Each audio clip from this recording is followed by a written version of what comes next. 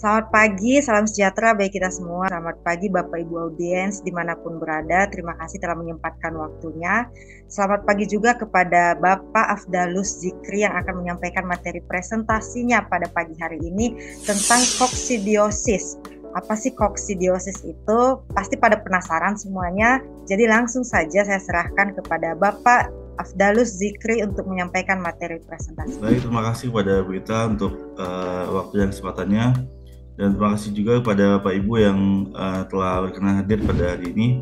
Pertama dan paling utama, marilah kita panjatkan puji dan syukur atas kehadirat Allah Subhanahu Wa Taala yang telah memberikan kita kesehatan, sehat badan, sehat pikiran, sehingga kita dapat berkumpul melalui Zoom pada hari ini. Baik, untuk hari ini saya akan membawakan presentasi mengenai koksidiosis. Nah, bagaimana apa itu koksidiosis akan saya jelaskan berikutnya. Baik. Yang pertama yaitu pengertiannya dulu. Pengertian dari koksidiosis merupakan penyakit parasit pada sistem pencernaan unggas akibat infeksi protozoa genus Eimidia. Penyakit ini tersebar di seluruh dunia dan mengakibatkan kerugian ekonomi yang besar. Nah, koksidiosis menyebabkan pertumbuhan unggas yang tidak optimal akibat menurunnya efisiensi penyerapan nutrisi pakan. Pada kejadian yang kronis, penyakit ini dapat menyebabkan kematian yang cukup tinggi pada unggas. Seperti penyakit parasit lainnya, koksidiosis cenderung menyerang unggas yang masih berusia muda. Hal ini dikarenakan unggas muda belum memiliki imunitas tubuh yang kuat. Berikutnya etiologinya, koksidiosis pada unggas disebabkan oleh protozoa genus Eimidia. Setidaknya ada 9 spesies Eimidia yang dapat menyebabkan koksidiosis pada ayam.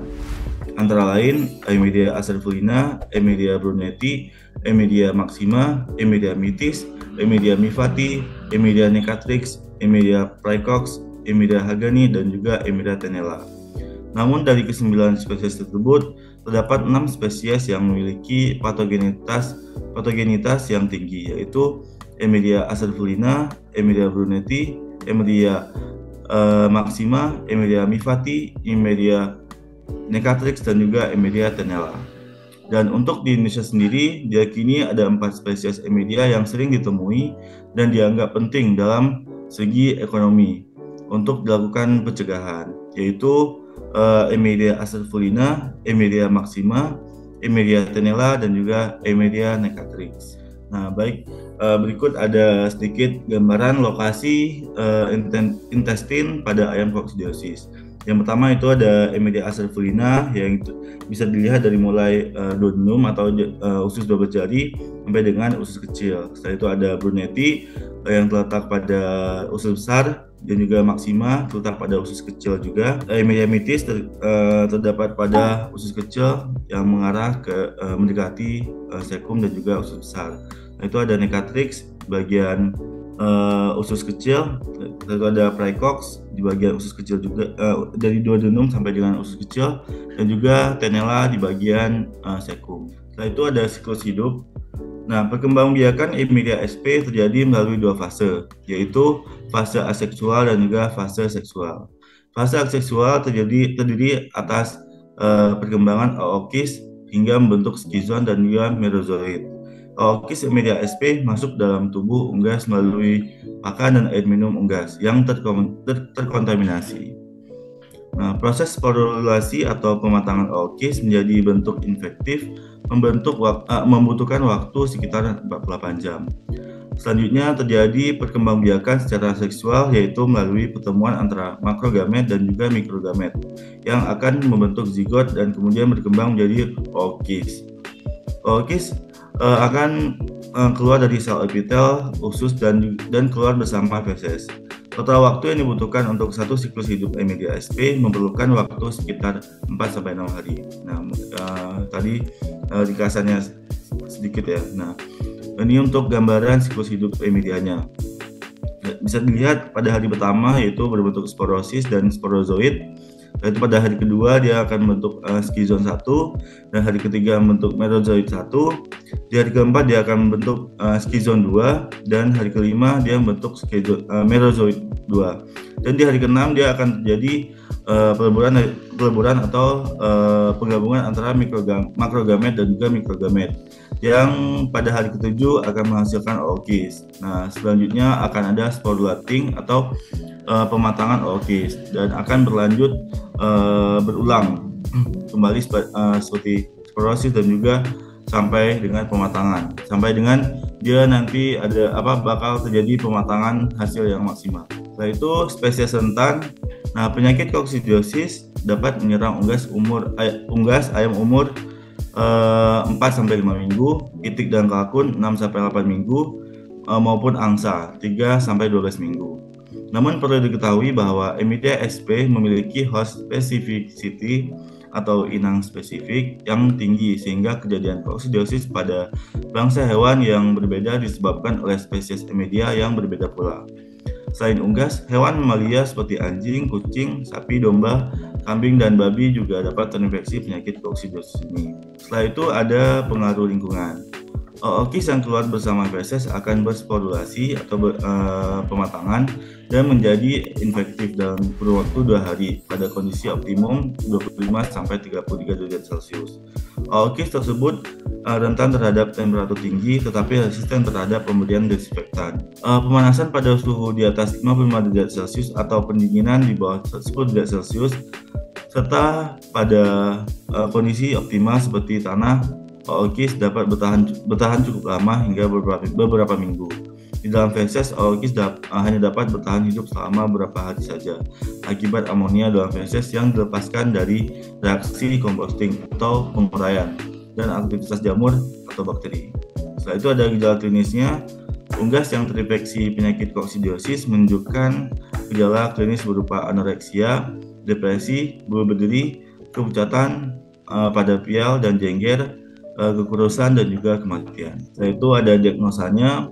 Diagnosa koksidiosis dapat ditentukan dengan melihat gejala klinis dan lokasi lesi yang terjadi pada unggas di bawah 6 minggu. Spesies penyebab koksidiosis dapat diidentifikasi dengan baik dengan melihat keberadaan ookis dan morfologinya dalam feses ataupun eksudat pada intestin. Selain itu, peneguhan diagnosa dapat dilakukan dengan pemeriksaan natif, histopatologi, dan juga PCR. Berikutnya ada pengobatannya. Nah, pengobatan koksidiosis dapat dilakukan dengan pemberian obat-obatan yang bersifat koksidiostat atau koksidiosidal.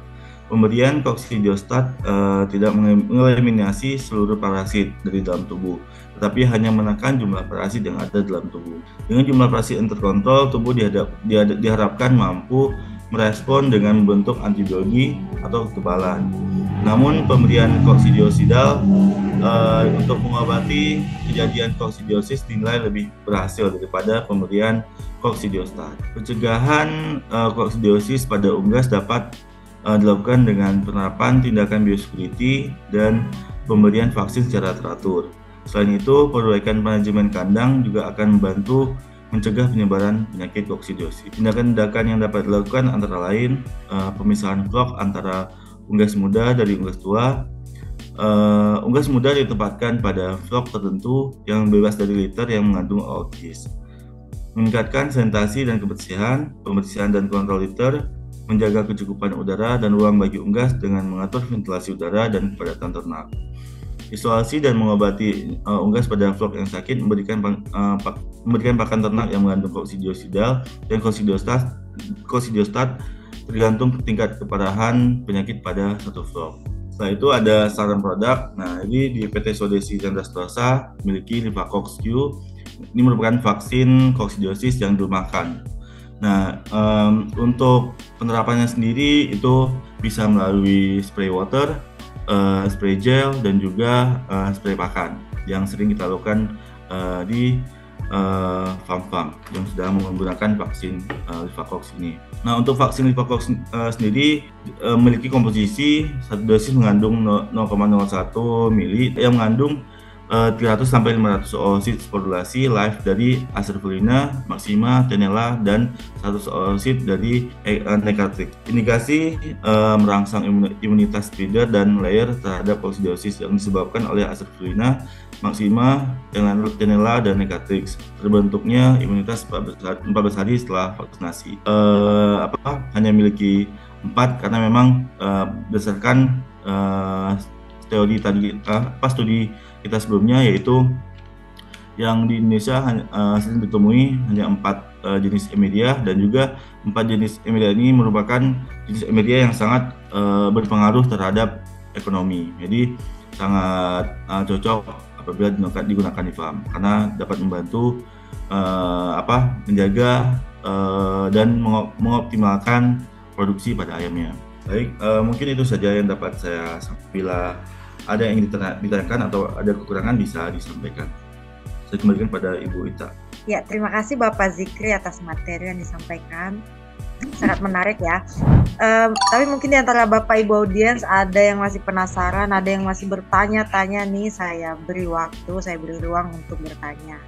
Ada yang mau bertanya Bapak Ibu? Izin Bu, boleh saya Bu? Ya, silahkan Pak Raski, nanti boleh langsung dijawab ya oleh Pak Zikri. Oh ya, baik Bu. Izin, saya Raski dari Jakarta. Mau sedikit tanya sama Pak Zikri, apa aja sih faktor-faktor pendukung dari terjadinya koksidiosis di dalam suatu peternakan?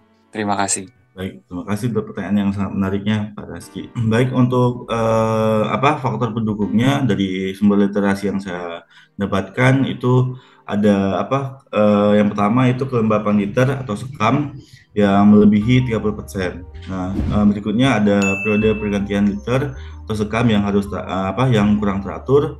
Setelah itu ada kejadian imunospresi akibat penyakit marek, gumboro, dan juga mikotoksin. Nah, itu ada ketidakmerataan distribusi antikoksidisial sebagai aditif dalam pakan, dan juga pergantian pemakaian antikoksidia secara periodik. Yaitu ada lingkungan dan tingkat stres hewan akibat terlalu padat dan minimnya ventilasi, dan juga terakhir kurangnya pemantauan selama masa istirahat kandang atau masa sanitasi. Jadi kurang optimal dalam masa istirahat kandangnya. Mungkin itu saja yang bisa saya jawab. Ya, bagaimana Pak Raski? Ya, cukup Ibu. Terima kasih atas jawabannya Pak Zikri. Ya, terima kasih Pak Raski atas pertanyaannya. Ada lagi yang mau bertanya Bapak Ibu? Sepertinya tadi Pak Noval mau bertanya ya? Iya Bu, saya Bu. Kan Pak Noval. Baik, selamat pagi Bapak Ibu semua. Terima kasih Bu Rita atas kesempatan yang diberikan. Saya mau nanya perkenalkan, saya Noval Gilang dari Sukabumi Cianjur. Tadi kan dijelaskan ya letak-letaknya ya sama Pak Zikri gitu. Apa mungkin koksi ini bisa terjadi pada organ pencernaan lainnya Pak? Mungkin itu aja sih. Ya, baik, terima kasih Pak Noval untuk pertanyaan yang sangat menariknya ya. Nah, jadi untuk studi kasus yang pernah saya ketahui dan yang pernah saya baca itu untuk ayam, itik, dan juga kalkun itu memang terjadinya hanya pada usus. Nah, tapi ada salah satu studi kasus yang memang menyebutkan bahwa ada perbedaan pada pengujian terhadap angsa. Jadi kalau angsa itu dia kenanya di bagian ginjalnya, dan jenis Emeria juga beda lagi daripada yang 9 tadi. Gitu Pak Noval. Itu yang bisa saya jawab. Baik, terima kasih Pak Zikri atas jawabannya. Terima kasih. Ya, ada lagi yang mau bertanya Bapak Ibu, masih saya beri kesempatan ya. Ya, silahkan Ibu Riza. Ya, baik. Selamat pagi Bapak Ibu semua. Perkenalkan, saya Orisa dari Cirebon. Sebelumnya itu terima kasih untuk presentasinya. Yang ingin saya tanyakan itu seperti yang kita ketahui itu untuk masa pemeliharaan ayam broiler ini singkat, kurang lebih 5 minggu. Pada masa hidup ayam broiler yang singkat itu, apakah kekebalan yang baik sudah bisa berkembang di tubuhnya ayam tersebut sehingga ayam tersebut itu dapat terlindungi dari koksidiosis atau bagaimana? Baik, terima kasih pertanyaannya Bu Oriza. Pertanyaannya menarik sekali ya. Jadi baik, saya akan mencoba menjawab pertanyaan dari Mbak Oliza. Itu memang benar kalau untuk ayam broiler kan dia panen di umur 5 minggu ya. Nah, dan untuk ayam broiler juga sangat mungkin terjadinya koksidiosis. Karena memang kan koksidiosis ini sudah menyerang dari umur yang sangat muda. Nah, tapi apabila dilakukan vaksinasi menggunakan vaksin Livacox ini tentu saja sangat bisa membantu dari pencegahan koksi tersebut, karena memang sebelum umur 2 minggu itu kan dia sudah melewati 2 kali siklus ya, jadi 2 sampai 3 kali siklus hidup dari Emilia ini. Jadi bisa dibilang untuk penggunaan vaksin Livacox untuk ayam broiler ini sangat cocok gitu, sangat cocok diberikan dan sangat worth it. Bisa dibilang sangat worth it untuk diberikan pencegahannya. Mungkin itu saja, Bu. Ya, baik, terima kasih untuk jawabannya. Baik, terima kasih Bu Riza. Terima kasih pertanyaannya Bu Riza. Baik, terima kasih Bapak Ibu. Terima kasih Bapak Afdalus Zikri atas materi yang telah disampaikan pada pagi hari ini. Saya persilakan untuk menyimpulkan Pak hasil presentasinya. Untuk kesimpulannya itu pentingnya pencegahan koksidiosis dengan melakukan vaksinasi koksidiosis ini, dan juga yang pastinya menggunakan vaksin Livacox, karena memang vaksin koksidiosis ini atau vaksin Livacox ini merupakan salah satu investasi bagi suatu peternakan ayam ataupun unggas yang dapat membantu mengoptimalkan produksi bagi ayam Bapak Ibu semua. Mungkin sekian kesimpulan yang dapat saya sampaikan, dan juga terima kasih untuk pada audiens yang telah mendengarkan dan juga berkenan hadir. Sekian, Assalamualaikum warahmatullahi wabarakatuh.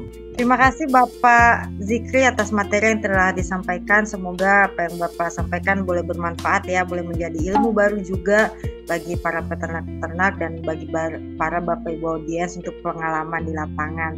Itu saja presentasi pada pagi hari ini. Sampai bertemu di pertemuan berikutnya. Selamat pagi, salam sejahtera bagi kita semua. Terima kasih.